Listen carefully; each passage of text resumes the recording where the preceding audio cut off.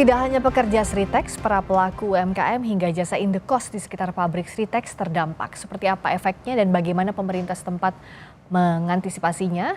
Kami bahas bersama dengan Gubernur Jawa Tengah Ahmad Lutfi, bergabung juga Ahmad Yusuf, pengelola indekos di sekitar pabrik Sritex, dan juga Direktur Eksekutif Institute for Development of Economic and Finance atau INDEF, Esther Sri Astuti. Selamat malam Pak Gubernur, Mas Selamat Yusuf, malam. juga Mbak Esther. Malam Oke, Mbak Friska. Izin saya ke selamat malam. Mas Yusuf dulu, karena ingin tahu apa dampak yang langsung dirasakan. Mas Yusuf ini kan pengelola indekos, asalnya ada berapa kamar, sekarang sisa berapa kamar Mas? Saat ini yang tak kelola itu baru 5 kamar, yang 4 sudah pamitan kemarin seminggu yang lalu, Mbak. Oke, Tinggal 1 orang, itu pun sudah pamitan, tinggal nunggu ngurus-ngurus surat dan berkas-berkasnya. biasanya itu semuanya memang pegawai Sritex yang Pegawai mengekos di. Sritex rata-rata, Mbak. Berapa penghasilan sebulan dan berapa sekarang potensi kehilangannya Mas? Ya kurang lebih kalau 250.000 per orang per bulan, 1 juta, tinggal sekarang cuma 1, berarti 750.000, Mbak. Dan belum lagi harus bayar untuk listrik dan lain-lainnya tetap Betul, berjalan ya Mas ya, ya? betul. Apalagi buat wifi, buat listriknya kan tetap saya kasih fasilitas gitu loh, Mbak. Ya, saya ke Pak Gubernur kalau gitu. Itu kan salah satu contohnya, bukan Oke. hanya pegawai Sritex-nya Pak Gubernur, tapi juga pelaku UMKM, juga pelaku usaha di sekitarnya. Sekarang apa yang jadi fokus pemerintah pasca PHK massal Sritex ini? Eh, begini Pak dan pemirsa sekalian, memang yang kita pikirkan adalah impact sosial ya. Jadi dampak sosial ini yang harus kita pikirkan. Tetapi prioritas sekali untuk Pemprov. Kita sudah saya perintahkan tadi Kepala Dinas Tenaga Kerja kita untuk ke Jakarta. Jadi hak-hak mereka yang harus terpenuhi, misalnya terkait dengan jaminan hari tua dan jaminan tunjangan kerja ini harus bisa terdelivery, terbayarkan sebelum hari raya mereka sudah dapat. Oke. Sehingga kami minta kepada dinas terkait dalam hal ini BPJS dan Pak Kementerian Tenaga Kerja untuk diperbantukan personil untuk membayarkannya. Itu yang pertama. Mhm. Kemudian yang kedua, kita sudah koordinasi dengan dinas jajaran wilayah Sukoharjo, bahkan sampai Jogja. Kita sudah dapatkan hampir 9 perusahaan yang full bisa menampung bagi mereka-mereka yang terdampak dalam hal ini PHK. Misalnya sektor tekstil garment itu 10.000 mampu itu untuk wilayah Sukoharjo. Kemudian sektor rokok juga ada, kemudian plastik, Ya. bahkan sepatu, semuanya sudah terpetakan. Tinggal kita nanti melakukan verifikasi kepada mereka dengan ketentuan satu tidak ada pihak perantara. Kalau perlu saya pimpin langsung nanti untuk dengan dinas terkait Ya. untuk betul-betul mereka tersalurkan pada tempatnya. Mereka rata-rata HRD-nya akan kita kumpulkan besok hari Jumat dengan ketentuan minimal batas usia lah 45, itu permintaan mereka untuk informasi awal. Kemudian mereka yang ingin berwirausaha mandiri, kita sudah diskusi dengan Pak Menteri, kita siapkan BLK-BLK. Bagi mereka yang punya mandiri akan kita siapkan juga. Tetapi yang tidak kalah pentingnya Mbak dan Ya. pemirsa sekalian adalah hak bagi mereka yang mungkin pesangon Ya. di Pesangon, kemudian apa jenis THR. THR. Kita koordinasi dengan kurator yang ini dalam waktu dekat saya akan panggil rapatkan kembali agar hak mereka apakah ketentuannya kayak apa kita belum diskusi ke sana karena kan kami juga baru pulang. Demikian, Mbak. Oke, dan tapi yang jelas ini akan dikawal langsung ya, karena misalnya kemarin kami baru berbincang langsung dengan Wamenaker, yang harus dikawal jangan sampai ada calon tenaga kerja tadi, tapi Pak Gubernur kan bilang bahwa kalau perlu dikawal langsung. Kalaupun ada yang di atas usia, apakah memang BLK ini sejauh ini sudah siap Pak untuk menampung mereka-mereka yang di luar batas usia atau yang ingin berusaha? Jadi makanya nanti besok hari Jumat saya pengen punya waktu, HRD-nya akan kita panggil, kita kumpulkan di wilayah Solo. Jadi 9 perusahaan HRD itu wilayah Sukoharjo ada 9 perusahaan. Ya. Di luar Sukoharjo itu ada 11. Kemudian di wilayah Jogja pun ada. Mereka akan kita panggil untuk melakukan verifikasi bagi limpahan anak-anak kita atau karyawan kita yang merengek terdampak PHK. Ini harus kita sesuaikan. Karena apa? Di Sritex sendiri mereka yang kena PHK tidak sama rata, Mbak. Ada yang kerjanya baru 2 tahun, ada yang setahun, ada yang sudah 30 tahun. Nah, Ya. ini kan perlu adanya suatu brainstorming dengan HRD di tempat kita yang mereka sudah siap. Tapi prinsip hasil laporan dari Dinas Ketenagakerjaan kita Ya, untuk 9 perusahaan mereka siap. Mereka siap. ya. Bahkan kita tekankan ini demi perkembangan wilayah kita khususnya wilayah Jawa Tengah, mereka akan siap untuk menampung. Oke. Nah, kalau mumpung ada Pak Gubernur di sini, Mas Ya. Ahmad Yusuf, apa yang diharapkan sebenarnya kalau dari pengelola usaha di sekitar Sritex yang juga terdampak? Ya semoga Mbak, semoga ada jalan solusi yang terbaik ke depan agar bisa UMKM sekitar area pabrik Sritek bisa berjalan kembali Mbak. Karena Mhm. banyak UMKM sekitar sini banyak mengeluh, banyak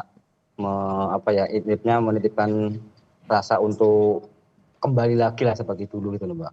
Siapa tahu Pak Gubernur dan Pak pemerintah bisa membantu untuk ke depan Sritek atau menjadi pabrik apalagi kan siapa tahu kan gitu Mbak. Kita bisa bangkit dari UMKM dari seperti ini gitu. Pak Gub, ada yang ingin disampaikan soal ini pelaku usaha di sekitar Eh, Sritex? Memang kebetulan kan rumah saya dekat Seritek, Mbak. Jadi saya bisa cerita itu. Mhm. Iya, Jadi kebetulan Pak. UMKM kita nggak usah khawatir, Mas. Nek perlu dolan yang Iya. rumahku nanti. Oh iya Jadi siap Pak Gubernur. begini, UMKM mikro kita itu kan jumlahnya hampir 150.000 Hmm. di wilayah Jawa Tengah. Mikro itu ya seputaran Seritek termasuk mikro ya. Kalau mikro itu kan kewajiban dari pemerintah kabupaten kota. Nanti saya akan koordinasi dengan bupati kita. Ya. Lah kecuali kalau itu UMKM kecil yang menengah dan lain sebagainya kan bukan kewajiban kita. Tapi prinsip kita wadahi untuk UMKM wilayah Seritek dan Mhm. sekitarnya. Nanti kita koordinasi karena bupatinya wilayah sana. Bisa Mhm. nanti. Tapi prinsip begini, Mbak. Ya. Dampak atau impact sosial inilah yang harus kita pikirkan, terutama mereka yang sudah kena PHK. Ya. Karena rata-rata mereka itu yang kena PHK adalah orang yang tidak hanya tinggal di situ. Nah Betul. ini mengumpulkan orang 10.000 itu tidak gampang. Ya. Makanya kepala dinas saya tadi, Pak Aziz, Ya. saya perintahkan untuk segera berangkat ke Jakarta. Haknya mereka kita penuhi dulu sebelum hari raya. Biar tidak terjadi public complaint, Ya. kemudian mereka tenang, sudah memegang hak-hak yang telah dipenuhi. Betul. Toh Minimal. nanti jalan keluar yang lain, minimal kita kan sudah punya database ya, Ya. untuk pelaksanaan pengendalian mereka-mereka yang terdampak. Demikian, Mbak. Ya, tapi pegangan JKP, JHT tadi diutamakan sambil menunggu pesangon dan juga THR yang itu ada di wewenangnya kurator. Nah, kalau dari Mbak Esther, ini kan PHK 10.000 lebih karyawan Sritex. Apa yang harus diantisipasi agar secara ekonomi tidak berdampak semakin luas lagi? Iya, tentunya ini menyedihkan ya karena, bulan Ramadan mau menjelang lebaran ya. Namun, kita tahu bahwa memang beberapa pabrik tidak hanya Sritex yang sudah melakukan layoff tenaga kerja. Nah ke depannya, solusinya tadi saya mengapresiasi apa yang sudah dilakukan, diinisiasi oleh Pak Lutfi, Pak Gubernur Jateng, untuk bisa paling tidak memenuhi hak-hak tenaga kerja dulu, JKP, JKT gitu ya, Ya, sehingga mereka ketika lebaran itu ada sesuatu yang, dipegang bisa ya. dipegang gitu ya. Mhm. Nah, namun demikian ke depannya, perlu yang pertama adalah matchmaking ya, matchmaker. Jadi pemerintah tadi sudah, melakukan ya, mendata ada 9 pabrik yang memang bisa diisi ya tenaga kerja yang 10.000 tadi. Kalau itu yang terjadi itu akan sangat bermanfaat bagi mereka gitu ya. Hmm. Yang kedua artinya mereka tidak tidak menganggur Ya, nantinya. Yang betul. kedua kalau toh mereka terpaksa menganggur maka yang harus didorong adalah UMKM tadi. Karena, yang namanya UMKM itu kan, mereka punya kontribusi penyumbang lapangan pekerjaan itu paling banyak ya dibandingkan industri besar.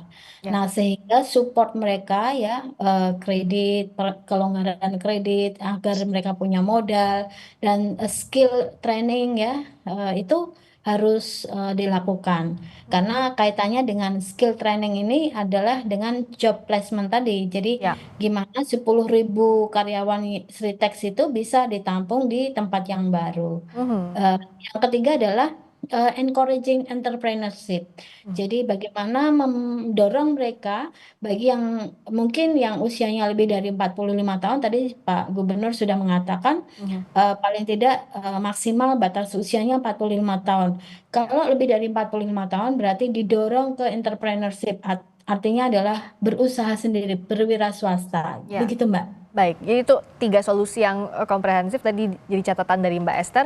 Terakhir Pak Gubernur, apa yang bisa dilakukan agar para ex-pekerja Sritex bisa tenang untuk menunggu haknya dipenuhi, termasuk juga agar ekonomi bisa bangkit kembali terutama di Jawa Tengah pasca PHK Sritex ini? Jadi pemerintah provinsi tidak bisa berdiri sendiri Mbak ya, tapi saya selalu koordinasi dengan pemerintah pusat dalam hal ini tenaga kerjaan kita, Pak Menteri juga seluruh koordinasi dengan kita, termasuk lintas departemen yang lainnya yang terkait, sehingga dampak daripada sosial di wilayah Sritex ini tidak mempunyai imbas ke wilayah yang lain. Itu yang pertama. Kemudian yang kedua, memang yang paling pokok itu adalah hak mereka. Oleh karena itu, saya sudah koordinasi dengan Kapolda, Des Tenaga Kerja akan kita efektifkan kembali. Bagaimanapun juga hak buruh itu harus terpenuhi. Itu adalah hak mereka. Dan ini harus kita kawal sehingga ke depan tidak ada lagi dampak sosial yang impact sosial yang lebih tinggi bagi mereka yang kena PHK. Ya. Itu Mbak. Karena apa? Ya. Dari saya lihat kronologi PHK yang kita lakukan ada 2 versi. Yang pertama adalah mereka kena PHK sebelum pilot. Ya. Dan yang kedua adalah PHK setelah pilot. Ini kan terjadi complicated yang harus kita sesuaikan, Mbak. Ya. Sehingga kita perlu merapatkan seluruh dinas, bahkan nanti petunjuk dari kementerian juga akan kita libatkan. Ya. Sehingga penanganan Sritex ini yang besar ini secara komprehensif kita lakukan bersama-sama. Demikian, Mbak. Ya, penanganan komprehensif, dampak sosial dan juga pemenuhan hak itu yang jadi fokus utama saat ini. Terima kasih Pak Gubernur, Gubernur Jawa Tengah Ahmad Lutfi. Selamat malam. Terima kasih juga Pak Ahmad Yusuf, pengelola indekos di sekitar pabrik Sritex, dan juga Mbak Esther Sri Astuti. Terima kasih banyak Direktur Eksekutif dari Indef. Selamat malam. Terima kasih. Malam. Mbak.